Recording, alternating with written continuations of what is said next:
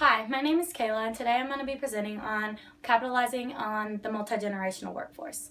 So, as a lot of us millennials graduating know, a lot of people have a stigma about us, and they believe that we don't work as hard, we feel entitled to things, and we kind of need a lot of entertainment or we need a lot of flexibility in our workplace.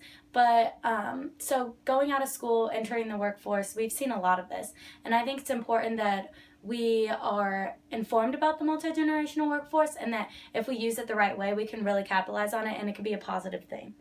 A little overview of what I'm going to talk about today. So we're going to start out talking about Muncie Power Products' background and my interview with Rick and Crystal from Muncie Power.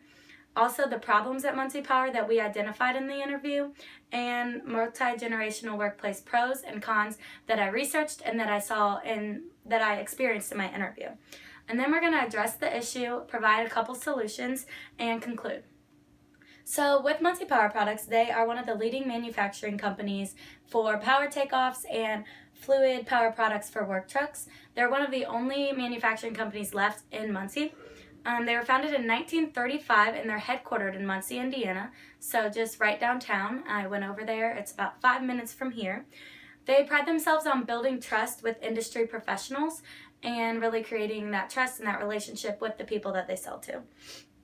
At Muncie Power, I had an interview with Rick Taylor and Crystal Armour. It was really interesting to have an interview with both of these people because they are kind of opposites in the company and represent both generational workforces. Rick is the corporate manager of HR and has been with the company a little over 10 years. So he kind of has built the HR department. He knows everyone. He has kind of given them their reputation and built that traditional style because he does have a traditional style of leadership, which he has built into the HR company and the company as a whole. Crystal is the newest member of the HR department. She is a millennial and she's the HR generalist slash wellness coordinator. So she has kind of two huge responsibilities in the company, and she talks about how wellness was her passion. She was really kind of wanting to be a wellness coordinator, but then she came in at HR, she started to like it, and Rick has been mentoring her in becoming a recruiting person for them and just kind of doing the HR side of things as well. So I actually met them at a Ball State career fair, and Rick was kind of getting Crystal accustomed to everything and trying to get her recruiting and into the recruitment for the sales positions. A couple problems we identified at Muncie Power were the disconnect between the older and the younger workers. So Crystal is one of the youngest in the HR department, but there are younger workers throughout the company, and they kind of have a disconnect between them and the older workers in the company, and it kind of makes a lacking of culture in the company and relationships between everyone. Also, the traditional style does not appeal to the millennials. So when they were at the sales career fair, I was working closely with helping Rick get millennials to kind of come and talk with him and recruit them because it doesn't appeal, it's not an attractive company for them because they have that traditional style and they don't offer things that attracts millennials. The company culture is also lacking engagement, so we wanted to work on kind of getting people in the company engaged with each other and the company because there's a really big disconnect between work life and personal life, which obviously we need that balance, but it's nice to have a company culture that's engaged and everybody has those relationships and builds upon those in the company. Now I'm going to talk about some pros and cons in the multi-generational workforce that I researched. One of the pros is the more diverse perspectives and ideas, which is obvious. You have the older generation and the younger generation. They have different perspectives on things, and getting those different perspectives ends up getting a better solution to your problems or better ideas, and putting those together can really be positive for the company. Also, there's a wide range of experience. So as a millennial coming straight out of school, we have that experience with school and projects and teamwork and all of that kind of stuff right off the bat, whereas people who are older have more workplace experience. So putting those together can really be positive for a company, and it can connect the generations positively if done correctly. A lot of times there isn't that connection because we don't properly train or we don't properly engage the two generations, but if you do engage those generations positively, it can be a huge benefit for the company and be very, very beneficial to projects and teamwork and things like that in the company. It also makes it attractive to all types of workers. So if you have an engaged workforce of older and younger employees, then nobody feels discriminated in coming into the company. So you don't have an all young workforce where older people are kind of shying away, or an all older workforce where it's not attractive to the younger millennial workers. Some cons that we saw in my research and that we identified at Muncie Power include differing wants and needs and styles. So in an article by Day that I read, she explains that in a survey, work-life balance had different meanings for all types of generations, all 4 of them. For a millennial, a work-life balance might be they want their flexible schedules. So they believe if they get their work done, they can go home, or if they are doing what they need to do, they don't need to be there from 9 to 5. But for a work-life balance for older generations, it was found that a 9 to 5, Monday through Friday, traditional schedule, being the same every week, was beneficial for them because they knew when they had time for family and when they could make that balance. There's also a controversy on different topics, which if, like we said with the pros, you can make that connection positive, then that's very good for the company because you get those different ideas, you build out the best solution. But it also has controversy on different work styles and just different personalities that don't mesh together.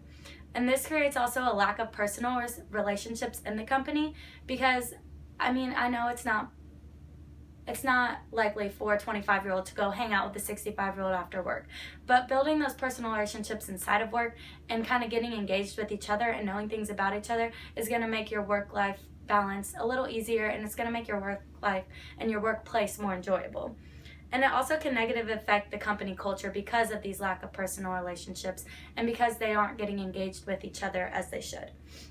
So now we're going to address the issue within Muncie Power based off of our research and the things that I came up with. The first thing we want to do is make changes in the policy and the company culture. So we're going to do that by creating a new social contract, which we'll go into later. Also, we want to train the employees at all levels. So we need to get the millennials trained as well as the older employees and kind of just train them on different personalities and how to work well with different generations. And we want to also encourage workplace engagement for all the generations. So we want to have those initiatives that get everybody involved in the company, everybody involved with each other, and create that company culture better. The solutions we came up with I came up with were a new social contract for the company, a multi-generational workforce training program, and initiatives to encourage engagement among the generations.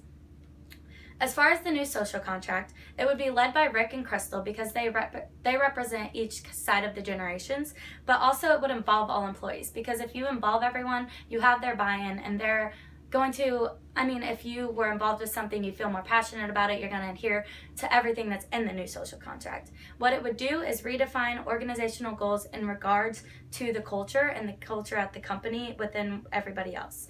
And it's going to set guidelines for the company for that multi-generational connection. The next is a multi-generational workforce training program. I believe this is super important because they haven't gotten that training on how to work with each other, so how would they know how? The diversity training is going to help you understand the other generations, what they like, and how to work better with them. Also with personality training, I believe that goes into it because once you know your personality type and how you work, you know how you can work with others and how to do that effectively. And a mentorship program should be initiated because if you have an older worker mentoring a younger worker and vice versa, they're just going to work together, kind of understand each other, understand how the different generations work, and it'll help them in the long run. The third thing we want to do is workplace initiatives or workplace engagement initiatives. So Crystal we talked about how she could use her wellness position to really start these initiatives because she wants to do more with that position anyway. So if she kind of gets everyone involved with a wellness initiative or a wellness event, that's going to get everybody engaged and have kind of contests or fun events at work that get people having fun and building those relationships within the workplace. Events that cater to each generation are important as well. So maybe not just sticking with the wellness, but kind of catering things to get the older workers involved, the younger workers involved, and get them interested in each other's generations and events. In conclusion, corporate America obviously has been struggling with this multi-generational communication issue because we are an aging workforce, but millennials are entering and everyone is learning to get along with each other and work together appropriately. I want to create a strategic plan to implement these recommendations that I've made for Muncie Power in order for them to benefit from everything and kind of get their kind of be able to capitalize on their multi-generational workforce instead of viewing it as a negative thing. And that's all I have for you today. Here are my references. Thank you.